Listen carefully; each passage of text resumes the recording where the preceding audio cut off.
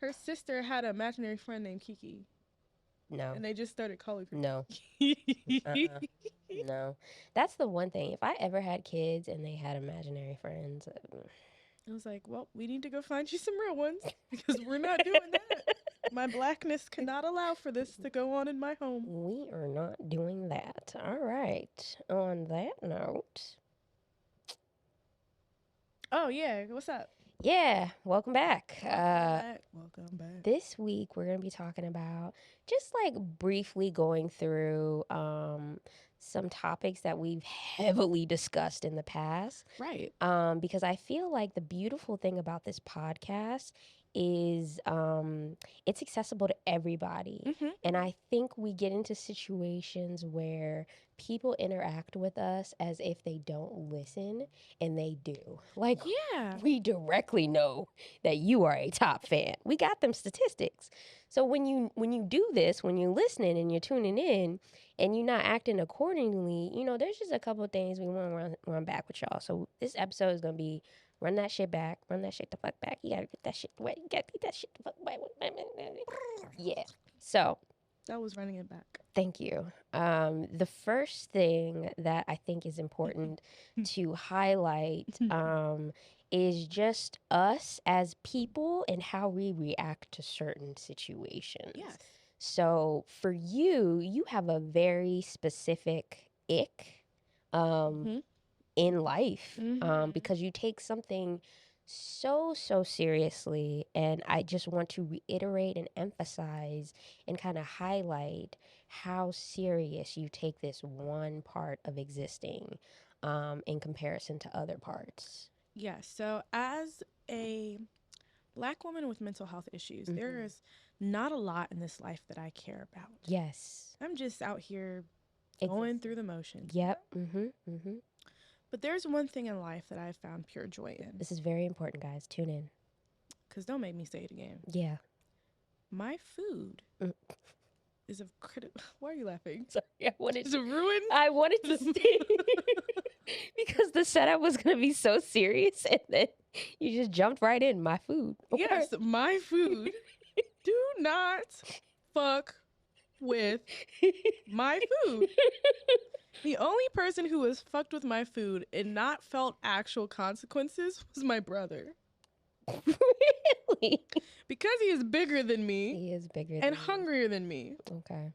But everybody else that's listening, not listening, every other person in this marble planet, don't touch my food. Don't touch your food. I'm pretty sure in episode 13. Episode 13. I did mention this. The Fundito. Oh, no. I'm going back to high school. Oh, shit. This was the first time that I realized that I was like, oh, I have a problem. You know how, like, we talked about PETA last episode? Yeah. You know how, like, cats, when you're, and I think dogs do this too, but cats, when you're about to give them their food, they really, like, get in the way. And cats will actually hiss at you if you, like, attempt to try to take their food while they're eating. Okay. It's an instinctual thing for them. I realized that I, too, had this gene. You hiss? No, I almost, and you know I'm not a fighter. No, you're very nonviolent. I was at our Christian school in the cafeteria. I had just gotten my food. I had double fries. You know how we feel about double fries. Double fries is a necessity. I was still standing. I was about to sit down. And this person, I'm not going to say her name, but it started with a D, and there was a V in the middle, and then there was an A at the end. But anyway, she came past me, picked up a fry, and ate it. And me holding my plate with one hand, my first instinct didn't think. Y'all know, like, My Hero Academia, when they were like, Deku didn't think when he went to save somebody. That was me. I was Deku. I didn't think, but I wasn't saving niggas. I went to punch her. Erica caught my arm. If Erica was not there, that girl would have got punched in the face that day. The face? Over French fries. And I immediately was like, oh my God, I'm so sorry. I didn't know it was in me. But listen, don't touch my food. Don't touch it. Somebody caught your fist mid-throw? Yes. Wow, that's so... Only could have been Erica, truly. That's truly. so... No, I don't think anybody else at that school was equipped to catch a punch before it hit a face. But she did. I was just like, thank you. This would have been on the ground. And people would have been looking at me. Over some What's fucking this fries. ghetto black girl punching people over food? She must be poor. But yes, short story. Don't touch my food. Please. Food. Just don't fuck with it. Don't fuck with it. Tall twin takes food very, very, very, very seriously.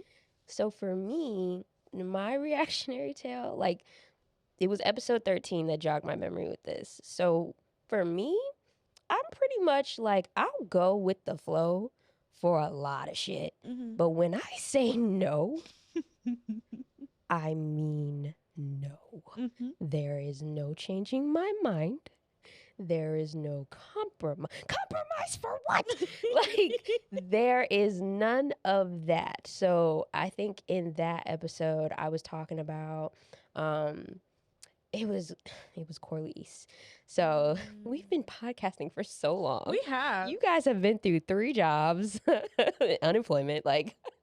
3 for me? I think 2. 2 for me. Yeah. So this was back when I was clerking, and I was just an anxious ball of mess. And so I finally put my foot down and I was like, I'm taking time off.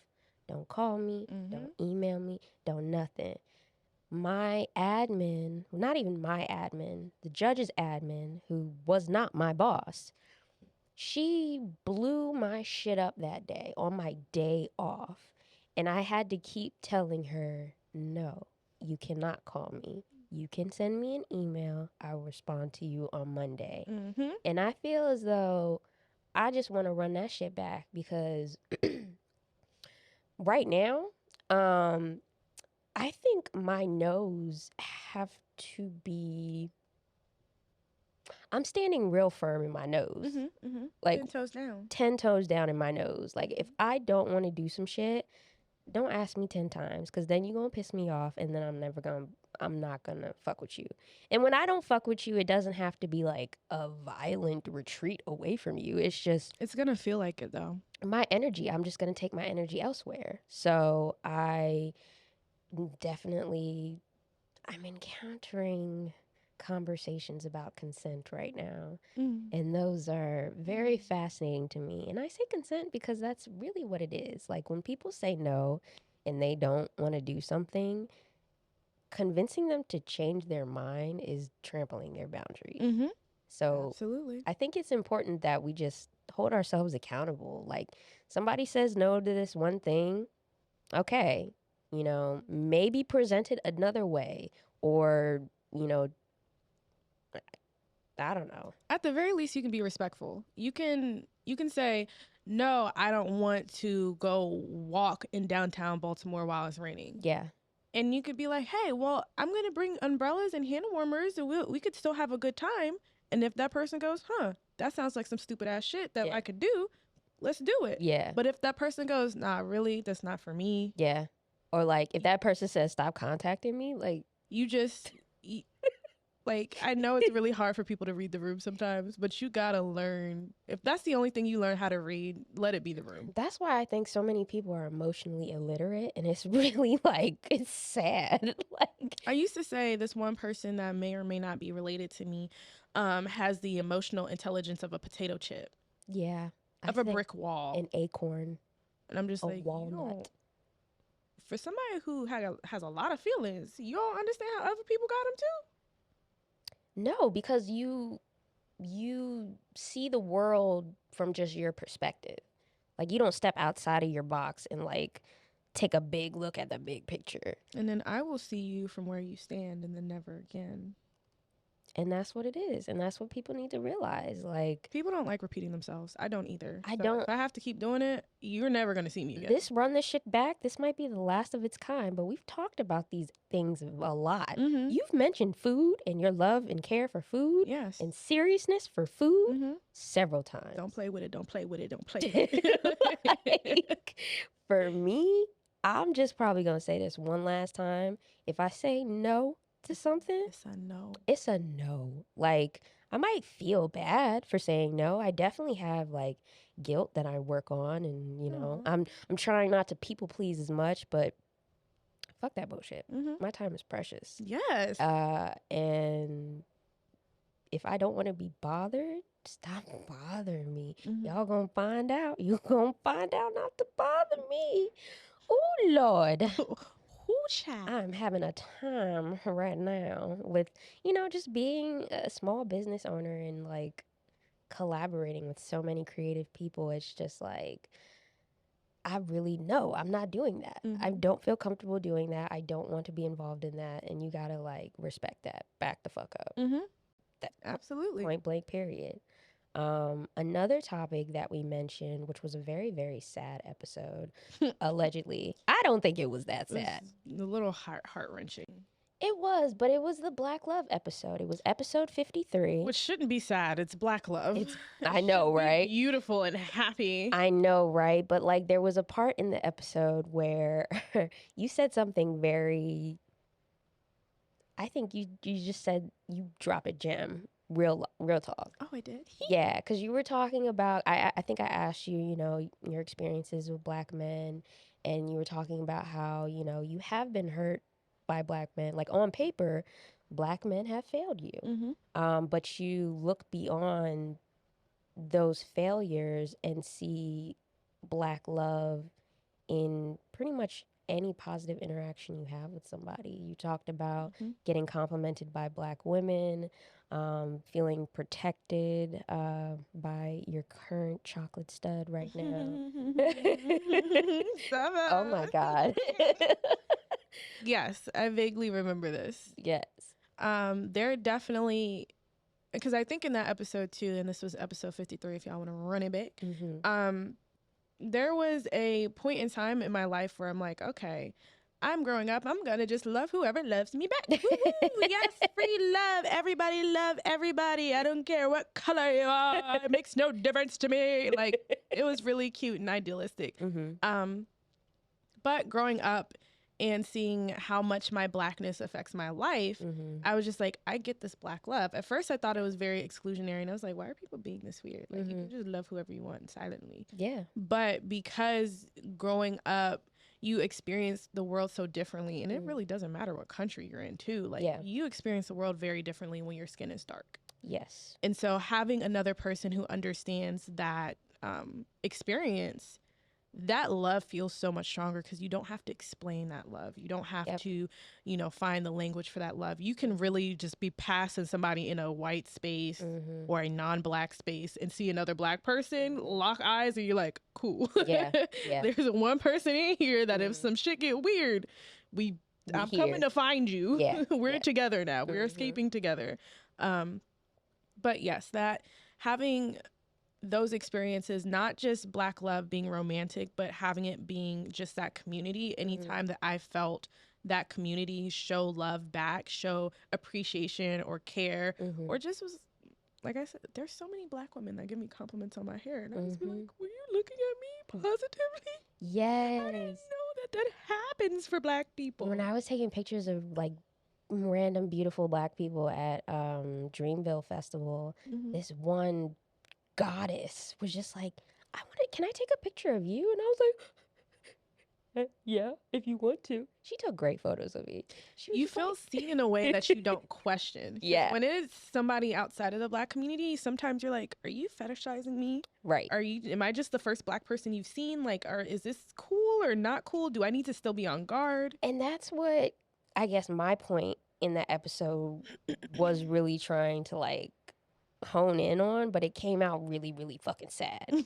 So like, it did come out really sad. My whole point about like my soulmate and Black love and like somebody being my peace, I do want to feel safe with you. I don't want to have to explain racism or systematic oppression. Like, I don't want to have to come to the table with so much explanation, even though there is beauty in those conversations and you can learn and you can grow in those conversations. It is comforting and peaceful when that person just knows. And it's a different experience when you have to when you feel like you're expressing yourself versus explaining yourself. Yeah. If I'm just talking to you because I want you to know about me, that's very different than me feeling like if I don't say these things to you, you won't get it. And that feels like pressure. That feels like isolation. That feels like shitty things. Yeah. So, I mean, Black love is something that I'm all here for, but I'm gonna be honest, fellas, do better. I ain't got nothing for y'all because do better. I'm cuffed. Out here, it's a little rough, but definitely not giving up hope. And I definitely do see, my future person being Black. Yay! Yeah, it just... If they're not, respectfully, I will make fun of them. Okay. But respectfully. I ain't even gonna make nobody feel bad. It's kind of like how I make fun of you, Okay. Like, if you start feeling the way, I'm gonna stop because I ain't trying to hurt your feelings. But you're different. So I have to point that out. I'm a different... This is reverse racism. You're a different one. Oh, man. Right. But the last thing we've talked about so many times. Communication. So you can catch it on Tidbit 13, 14, episode 41, I think episode 55.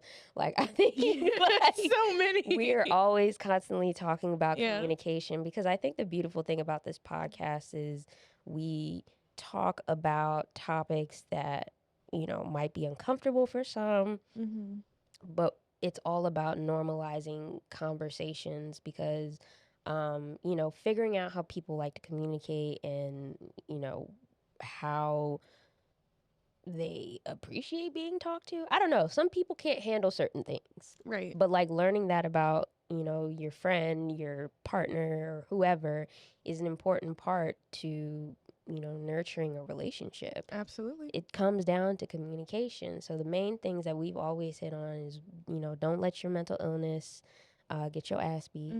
You cannot use that as an excuse to, I just hate when people just suck. Like, when people tell me they know that they're bad at communicating, or they're bad at texting, or they're bad at keeping up with people, and they don't actively try to do anything to improve that really irks me. And I have to say, from my perspective, I don't think that it upsets me. If you are where you are, that's cool. But don't expect me to still communicate with you if that's how you communicate.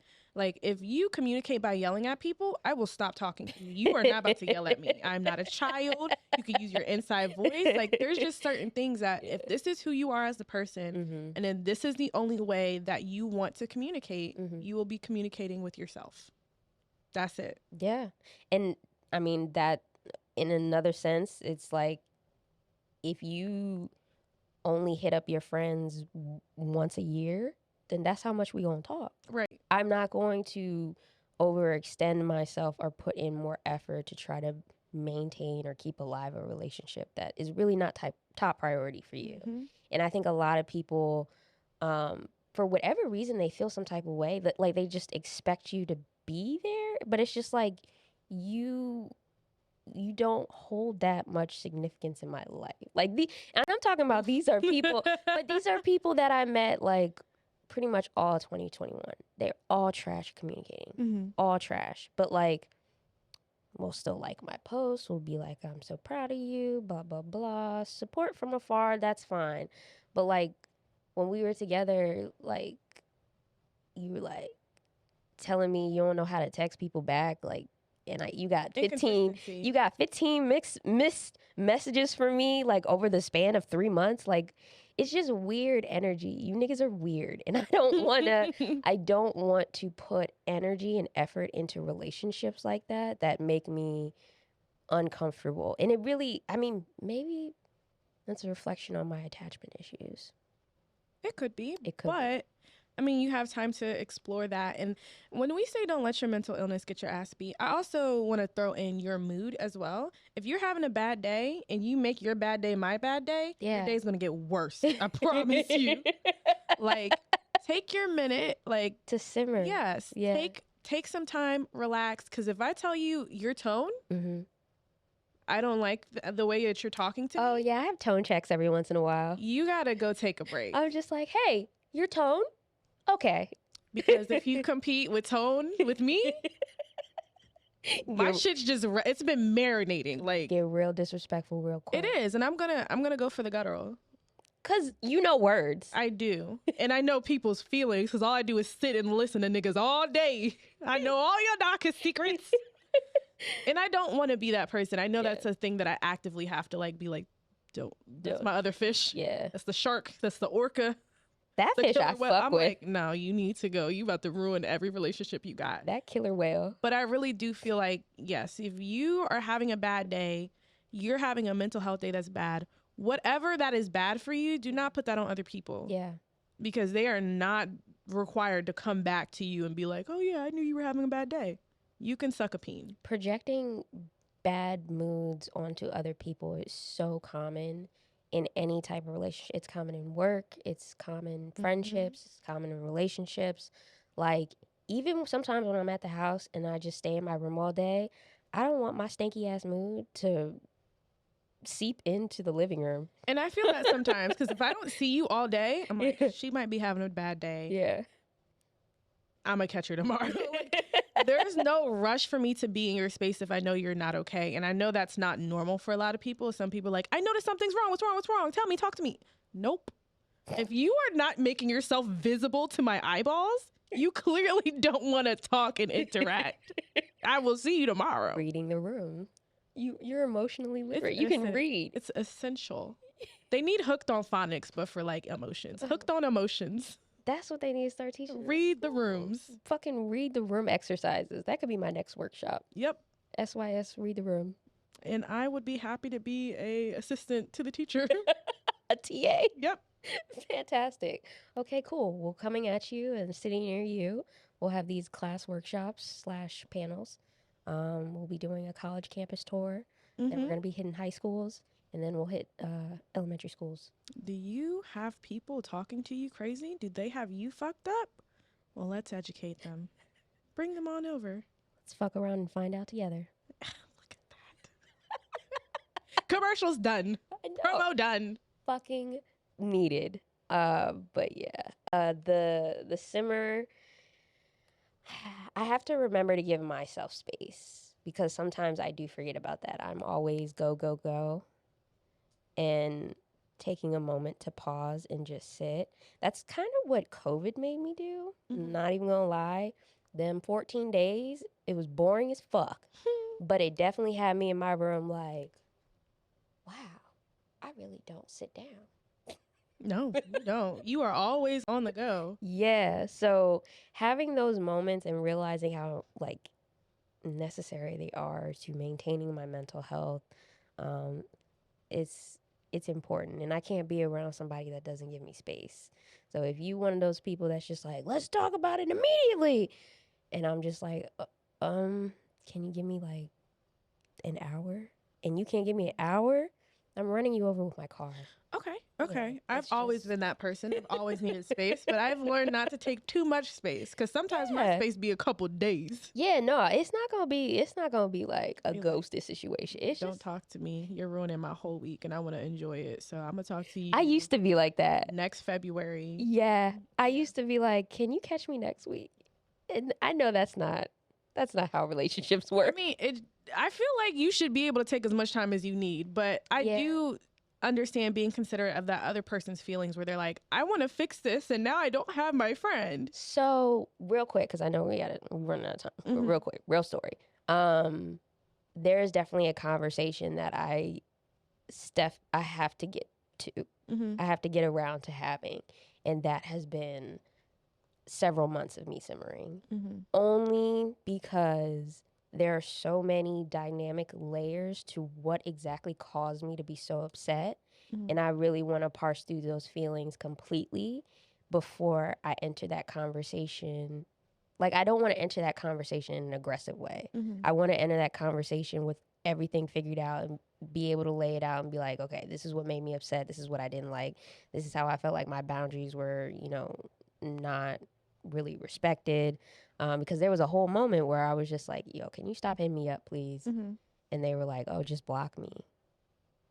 Just stop hitting me the up. idea that they were like, I don't trust myself to do what you're asking me to do, and I'm going to reach out to you regardless, so you have to block me. That was wild to me. So, the last comment that I said, I was like, I'm just asking you to respect my boundaries.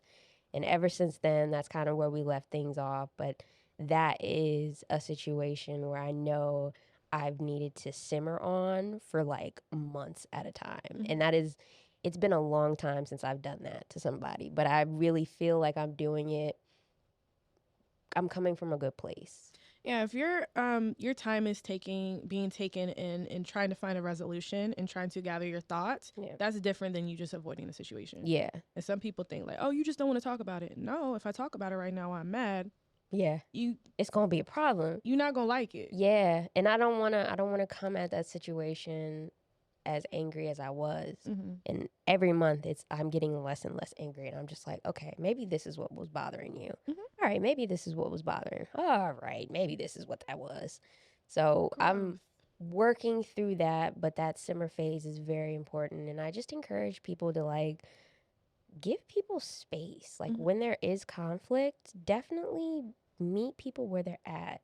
And if they are over there and they want to be over there by themselves, let them be over there by themselves. That ties back to our first thing. Like, no means no. People tell you their boundaries and they say what the fuck they gotta say. Respect that shit. So we came full circle for y'all. Full circle. And, if you want to listen to any of those episodes, start with episode 13 and catch up to episode 60. Yeah. We got a lot of content out there. We sure do. On all the streamy things. And more coming. Get ready. All right, yo.